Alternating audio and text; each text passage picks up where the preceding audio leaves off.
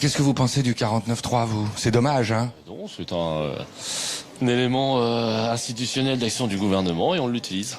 Oh là là, il a le discours tellement inverse de celui qu'il avait quand il n'était pas au gouvernement, c'est fascinant. 49.3, c'est évidemment une arme un peu nucléaire de la procédure parlementaire. Donc moi je suis un bon écologiste, je ne suis pas un fanatique de l'arme nucléaire, des armes tout court, et ce n'est pas notre tasse de thé. Alors. C'est dommage, hein? Non, c'est un élément institutionnel d'action du gouvernement et on l'utilise. Je vous le dis sur le fond très clairement, moi je suis opposé depuis toujours au 49.3, à son usage.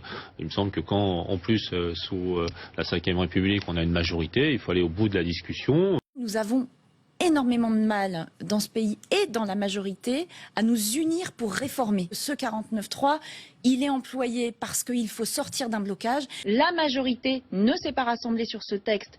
C'est une évidence, et donc ils le font passer par le 49.3. Nous, on trouve dommage, vraiment dommage, d'être obligé de passer en force sur un texte. Ce n'est pas une bonne méthode de travail. Il fallait en arriver là, c'est vraiment très dommage, mais au moins on avance. Comprenez que nous ne puissions pas applaudir l'artifice législatif qui coupe court à la nécessaire discussion au fond et jusqu'au bout, sans laquelle il n'y a pas de travail législatif sérieux. Le 49.3, c'est que le gouvernement décide quels amendements il intègre dans le texte. On n'a jamais raison tout seul.